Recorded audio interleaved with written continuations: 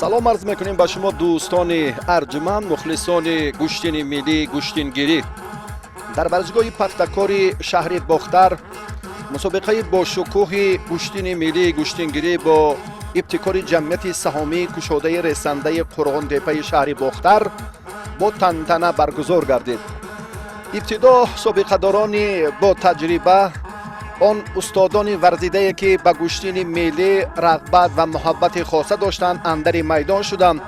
Бо як садои мутантани идонаи наврӯзӣ ҳамаи онҳо маҳорату ҳунари худро манзури тамошобинон гардониданд, ки бисёр ҳам хушоянд буд ва бисёр ҳам мардум ин лаҳзаҳои самимиро хуб истиқбол гирифтанд ва аз он шоду сарфарозӣ намуданд, ки воқеан имрӯз ҳам гӯштини миллӣ, гӯштингирӣ дар мамлакат шӯҳрати хоса пайдо мекунад ва мухлисону алоқамандонаш ҳам рӯз то рӯз зиёд мешавад. Дар ҳар як чорабиниҳои милливу давлатӣ шаҳомат ва тантанаи гӯштини миллӣ ба авҷи боло меравад ва инро ҳам дар ҳаракатҳои собиқадорон, устодони соҳибтаҷриба, афроде ки ин марҳилаҳоро ҳам хуб пушти сар карданд, баръало мушоҳида кардан мумкин буд. ҷоизаҳои арзанда, инъому тӯҳфаҳои хотиравии зиёди ҷамъияти саҳомии ресанда барои кулли паҳлавонон, аз мукофоти оддӣ шурӯъ карда то ба мукофоти олии шоҳҷоизаҳо паҳлавонони муваффақи майдонро интизор буд. ва воқеан ҳам имрӯз месазад гуфт, ки таваҷҷӯҳи хосаи сарвари муаззами миллат президенти ҷумҳурии Тоҷикистон муҳтарам Эмомалӣ Раҳмон дар самти эҳё намудани варзишҳои суннатӣ бениҳоят зиёд аст. раиси шаҳри Бохтар ва роҳбарияти ҷамъияти саҳомии райсандаи Қурғонтепаи шаҳри Бохтар дар маросими ифтитоҳ ҳам маҳз омили асосии ҳавасмандгардонии ҷавононро боз ҳам ёдовар шуданд ва ҷиҳати рушду равнақ додани гӯштини миллӣ, гӯштингирӣ ин чорабиниро воситаи муҳим арзёбӣ карданд ва паҳлавонон ва махсусан алоқамандони гӯштини суннатӣ оғози марҳилаи ҷолибу ҳассоси наврасонро интизор буданд ва намояндагони Федератсияи гӯштини миллӣ, гӯштингирии Тоҷикистон ҳам ин иқдомро дар самти равнақ додани варзиши суннатии гӯштингирӣ воситаи асосӣ миёни оммаи аҳолии кишвар арзёбӣ карданд ва ба ҳамин маросими ифтитоҳ ҳам чун анҷом ёфт ва дар майдон паҳлавонони арзанда чеҳраҳои наврас, чун даъваташон ҳам бо ҳамон тартиби мушаххас буд, ки наврасон гулдухтарони синашон то 12 ва баъдан то 16 ҳаққи мубориза бурданро дар ин майдон пайдо карданд, ки воқеан ҳам аз вилояти Хатлон теъдоди гулдухтарон ва ҳамчунин наврасони лаёқатманд хеле зиёд буданд. ва имрӯз ҳам аз ҷониби Федератсияи гӯштини миллӣ, гӯштингирӣ ҳайати мукаммали доварон ба ин мусобиқот ҷиҳати ҳакамии шаффофу одилона сафарбар гардиданд, ки дар ҳар як ҳаракат ва талоши паҳлавонони наврас онҳо ҳам бо диду нигоҳи худ баҳои муносиб медоданд. ва мусаллам аст, ки барои муаррифии чеҳраҳои нав инҷо мебинем, ки паҳлавони шаҳри Бохтар, ки хилъати сабз дорад, барои мо ҳам андаке мушкил буд, чунки ин ҳам аз ҳамон қоидаву русуми анъанавии ин мусобиқот ки баргузор мегардид, мо дарёфти бархе аз он насабу номи паҳлавонони наврасонро надоштем. ва инҷо ҳам муаррифӣ шуд як гулдухтаре, ки аз шаҳри Бохтар буд, рақобатҳоро миёни писарон хуб шурӯъ кард, ба инъому тӯҳфаҳои ҷамъияти саҳомии ресанда сарфароз гардид ва фазо ҳам лаҳза ба лаҳза боз ҳам хеле хуб теъдоди мухлисон, ҳаводорони гӯштини миллӣ дар варзишгоҳи пахтакор зиёд мешуд ва ин ҳам бори дигар аз як маҳбубият ва шавқу рағбати хосаи бештари ҷавонону наврасон ба гӯштини суннатӣ дарак медод. рӯҳафзо як бонуи Кӯлобшаҳрро ҳоло дидем ва баъди ин боз наврасони ноҳияи Вахш, шаҳри Сарбанд پهلوانان نورس ناحیه واسه شمس‌الدین شاهین شهر کولاب هم هنرنمایی جالب نشان دادند. نوبت به چهره‌های نه آنقدر آشنا بعد نورسان، بعد دو گل دختره که برابر جوانان برابر پسران هم میدانداری جالب کردند. به این چهره‌ها یعنی نوبت هم رسید که ورزشگران دیگر ناحیه‌های ولایت ختلون میدانداری کنند و جریان سبقت را باز هم پرشدت‌تر نمایند. و البته در رفتی مبارزه میبینیم که آن دستپروران مکاتب ورزشی ناحیه های ولایت ختلون بیشتر سفر برگردیدند، چون در هر کجایی که چاره‌بینی برگزار شود آنجا هم البته باز نورسان و باز برخی از جوانان کم تجربه ناحیه های اطراف بیشتر و زیادتر حق مبارزه را پیدا میکنند. این هم یک عنعنه سنتی است.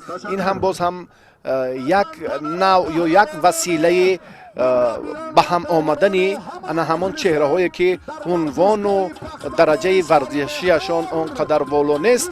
برای آنها مرحله اول ابتدای هر یک مسابقات بسیار سازگار است که این چهره ها هم به میدان برآیند و هنر خود را نشان دهند.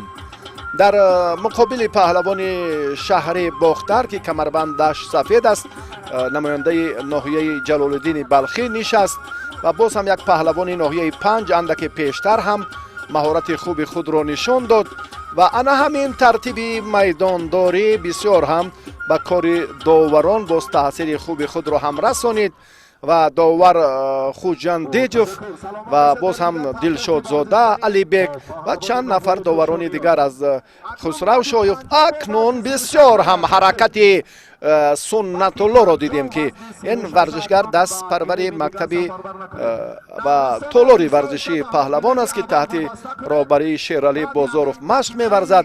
حرکتش در مرحله اول خوب انجام یافت، با این قدردانی شد و بعداً باز او حق مبارزه را در این میدان جمعیت سهامی رسنده پیدا کرد.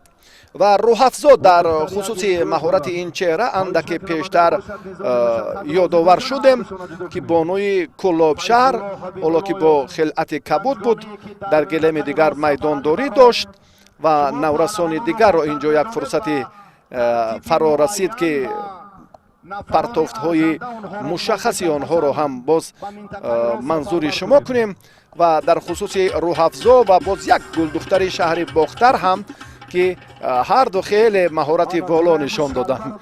وقتی که دختر در مقابل پسر میدان داری میکند و هنر والا نشان میدهد و بسیار هم بیان گردید که بهتر است که این پسر دیگر به میدان نبراید و کاملا از باب فتوت و پهلوانی حرف نزند. و مدینه رستم واقعا امسال در میان مخلصان گشتین ملی بسیار شهرت خاص پیدا کرد. مدینه رستم حالا نیروسنجی را با پهلوان ناحیه وخش شروع میکند. مدینه بر راستی بسیار صورت افزایی حرکت خوب دارد.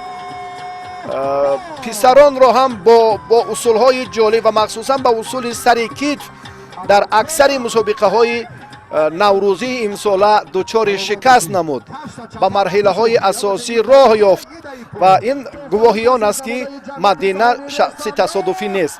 رهبرت جمعیت سهامی رسنده شهر باختر 5000 سامانی به مدینه رستم برای مهارت خوب و برای هنرنمایی جالبش تقدیم کرد و این هم روحیه مدینه را در سبقت‌های بعدی و تمرین‌های آینده باز هم قوی تر می سازد و فشرده نیروسنجی مدینه را ما منظور کردیم که با 5 نفر رقیب خود دست بالا شد و این چهره ها آنقدر شهرتیار نیستند و از دیگر منطقه های ولایت ختلون به این مسابقات سفر برگردیدند که از بس که ما لحظه های جالب رو اینجا از تنظیم منظور کردیم، گاه پرتافت های خیلی خوب و دیدنی و سریع وقتی رو هم پیشنهاد شما نمودیم و باوری داریم که چون این چهره ها در این میدان باز هم ملکه و هنر والای خود را بهتر و جالبتر نشان میدهند.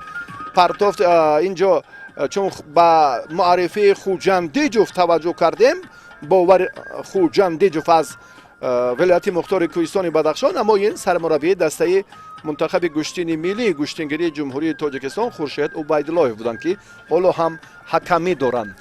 از یک مرحله به مرحله دیگر پهلوانان موفق البته راه می‌یابند به مرحله های اساسی حرکت. در کوشش ورزشگری که حالا پرتافت انجام داد خیلی خوب بود.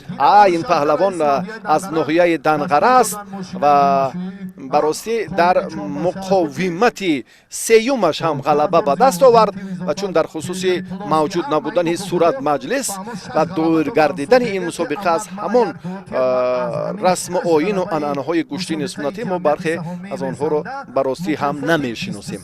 و در خصوص مدینه رستم گفتیم که با 6 نفر حریف خود رقابت کرد و در نهایت چون دستور دادم که مدینه را گسیل کنند و به مسابقه های دیگر سفر برنمایند و مراسم گسیل مدینه را این لحظه منظور شما میکنیم که رهبریت جمعیت سهامی رسنده و کمیته تدارکات برای هنرنمایی خیلی جالبش هم یک تحفه عالی دیگر، یک چاروای کلان شاخدار تقدیم کردند و با همین مدینه رستم نیروسنجی را در تنتنه با شکوه عید گشتین سنتی گشتینگیری جمعیت سهامی رسنده شهر باختر انجام داد و نزد مخلصانش رفت و بعد این الکی خوب آزمایی های دیگر را ما پیگیری کردیم. اینجا پهلوانان شهرتیار مملکت خیلی زیادند.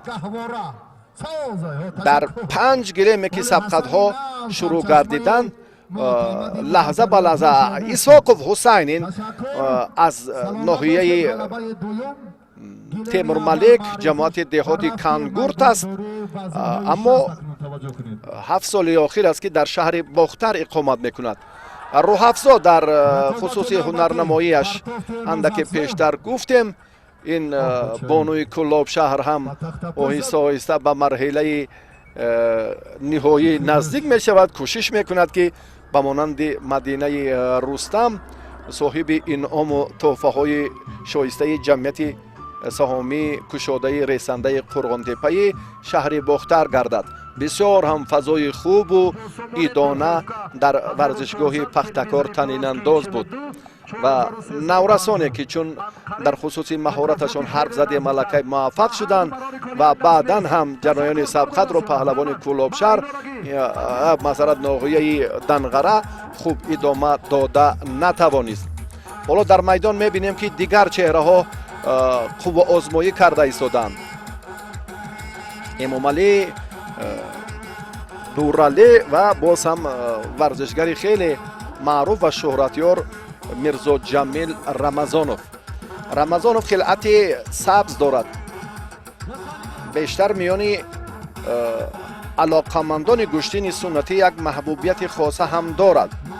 داوری آنها رحمان علی شریفوف از ناحیه رشت و در قوه آزمایی هر دو پهلوان اینجا باز هم یک حرکتی که بود خاتمه‌اش با برار انجام نیافت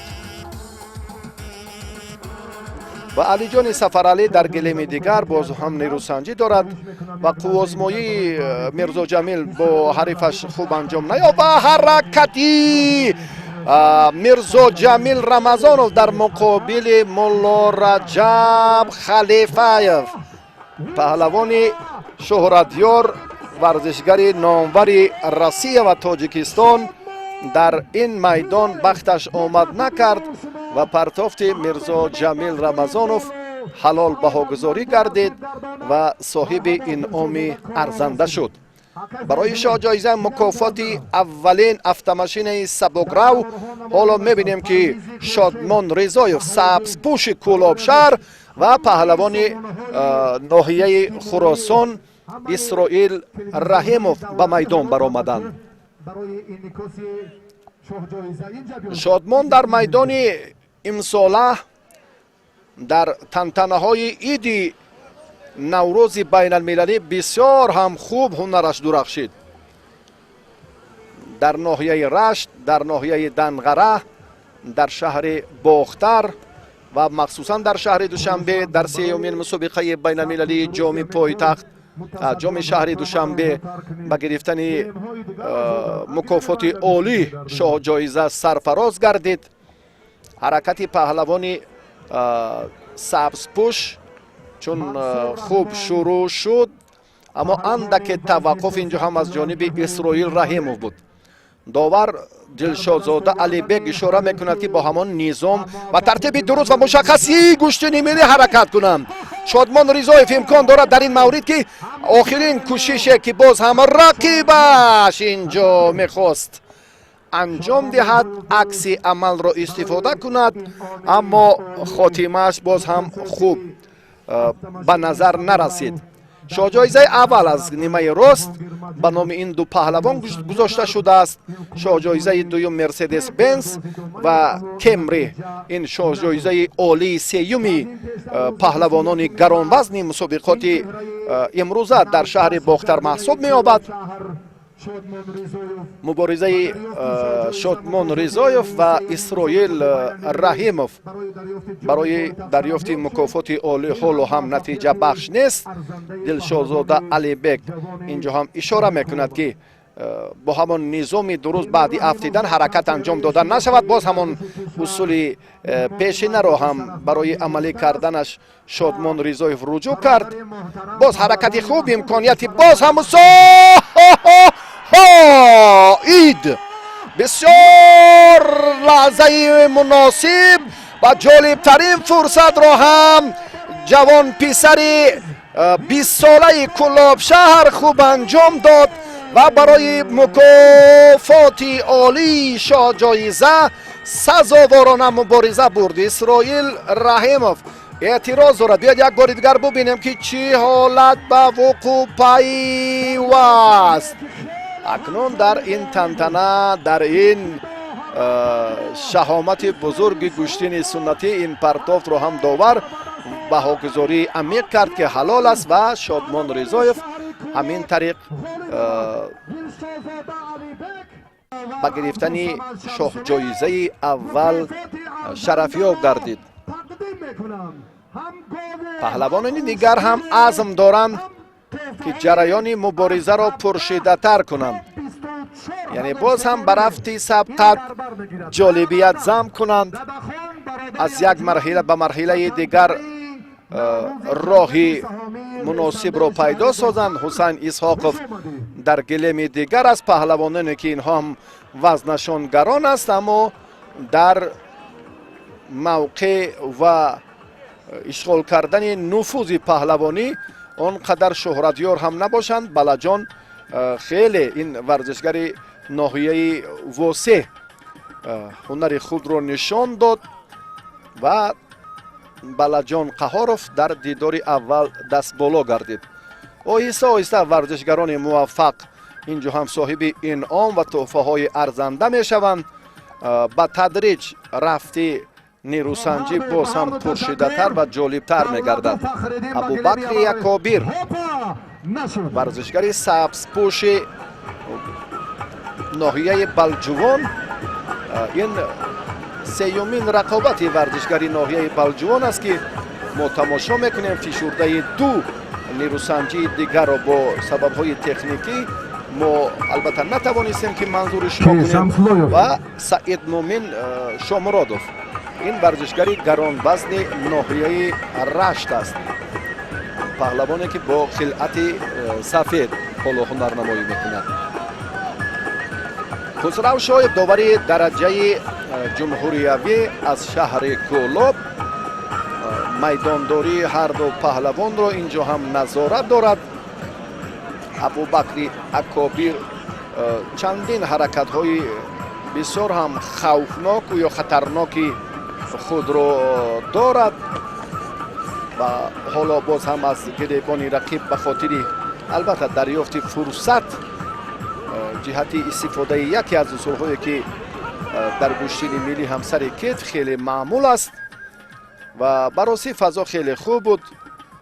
нишоту хурсандии мухлисон ҳадду канор надошт ва рафти муборизаи паҳлавонон дигарбора собит кард ки имрӯз бисёр ҳам як ғамхорӣ ва таваҷҷуҳи давлату ҳукумати ҷумҳурии тоҷикистон ба рушди варзишҳои суннатӣ алалхусус гӯштини миллӣ зиёд аст ки мо дар тантанаҳои наврӯз дар ҷашнҳои милливу давлатӣ бештар баргузории чунин чорабиниҳоро ҳам албатта боз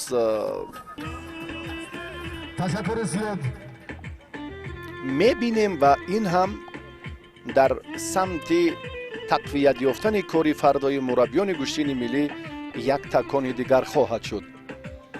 ва ду паҳлавоне ки ҳоло мо ҳунарнамоии онҳоро манзури шумо менамоем, инҳо ҷаҳонгир маҷидованд ва боз ҷаҳонгир маҷидов ва паҳлавони ноҳияи масчоҳ шариф ном дорад.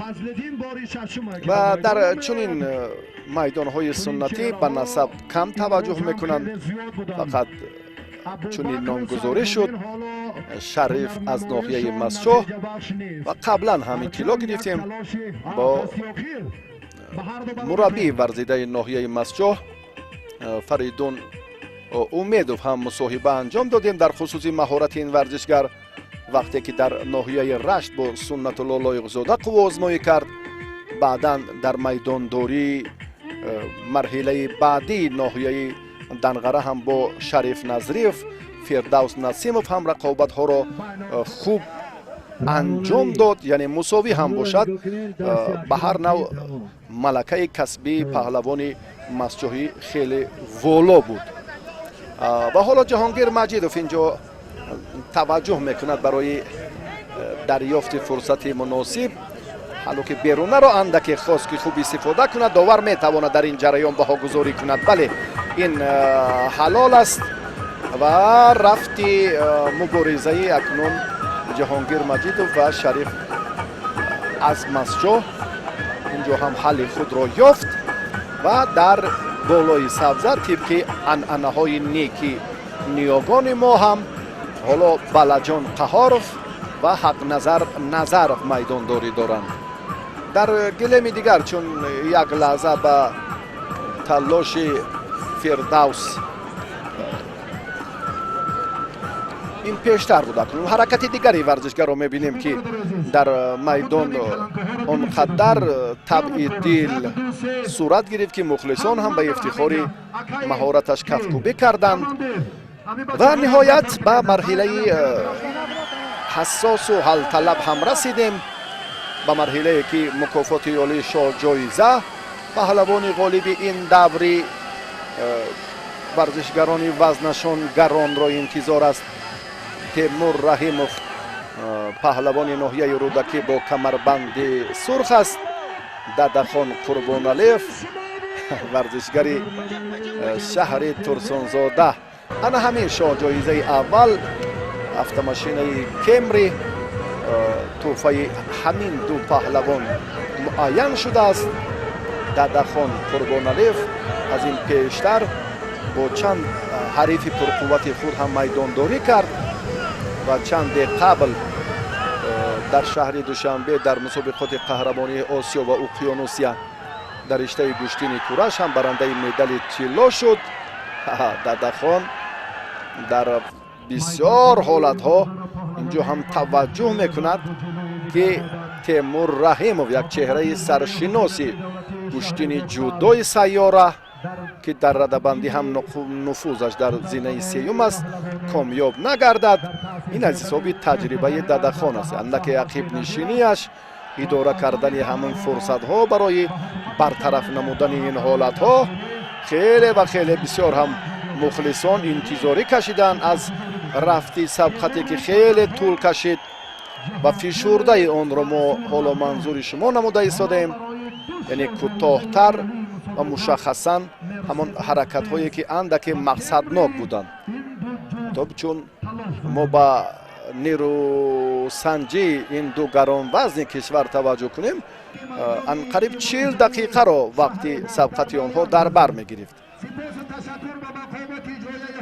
ҳоло Темур بسیار جهد و جدل دارد که صاحب автомашинаи қиматбаҳои Кемри шавад, чунки чанд рӯз қабл дар мусобиқаи байналмилалӣ барои дарёфти ҷоми шаҳри Душанбе ғайри чашм дошт аз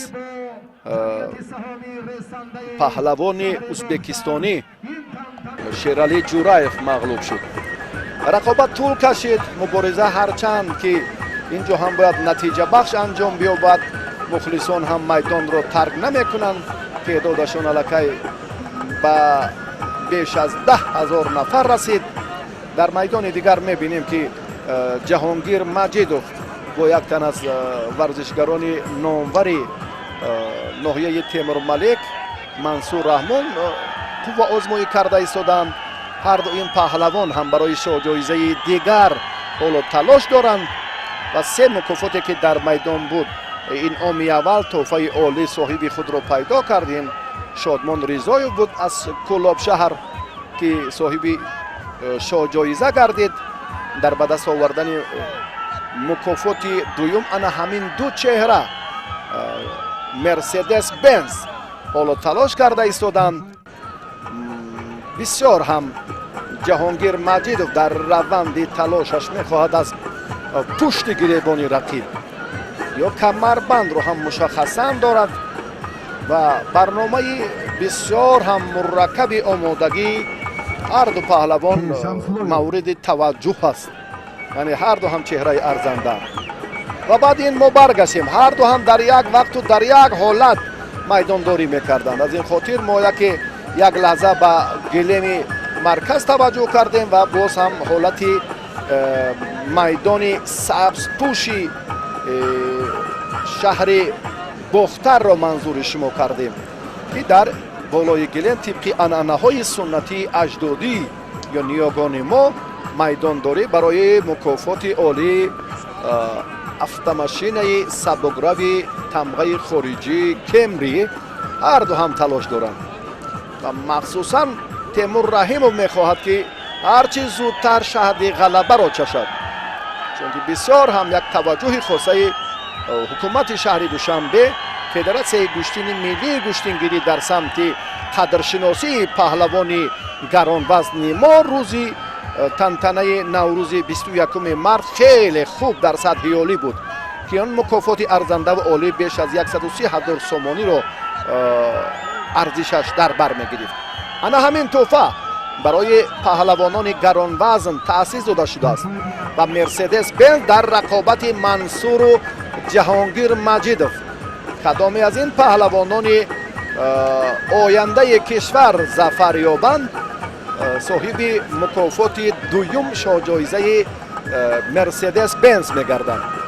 ва суперҷом ё агар ишора кунем ки мукофоти олитарин ин автомашинаи сабукрави тамғаи хориҷии Кемри буд ки ҳоло ҳар ду паҳлавони гаронвазни Тоҷикистон бо дасту дили гарм руҷӯъ доранд, мубориза мебаранд баъди оне ки акнун Дадахон Қурбоналиев аз нерӯсанҷӣ даст кашид, аммо мағлуб нагардид, аммо даст кашид. баъди ин раиси ҳукумати шаҳри Бохтар, роҳбарияти ҷамъияти саҳомии ресандаи Қурғунтепаи шаҳри Бохтар инъом ин тӯҳфаи олиро ба Темур Раҳимов тақдим карданд ва умедворем ки Темур ҷиҳати боз тай намудани роҳи хеле пурпойчитобу мушкил барои дарёфти имтиёзҳои арзанда ба бозиҳои олимпии Париж боз ҳам кӯшиши зиёд мекунад. мукофоти дигарро чун гуфтем, агар авваларо гӯем, паҳлавони ҷавони 20-солаи Кӯлобшаҳр Шодмон Ризоев ба даст овард ки дар фазои тантанавӣ ин тӯҳфаро ҳам ба ӯ тақдим карданд. мо бошем инҷо гузориши худро ҳам аз фишурдаи сабқати мусобиқоти ҷамъияти саҳомии ресандаи шаҳри Бохтар ба анҷом мерасонем. ба шумо саодатмандӣ ва комёбии зиндагиро ҳамвора таманно дорем ва инъоми арзандаро чун дидем ки бисёр ҳам Темур Раҳимов хуш пазируфт ва воқеан ҳам фазои ҷолибу хубтари идона дар ин гӯштин тарин андоз буд. барои таваҷҷӯҳатон сипос мегӯем. саломат бошед.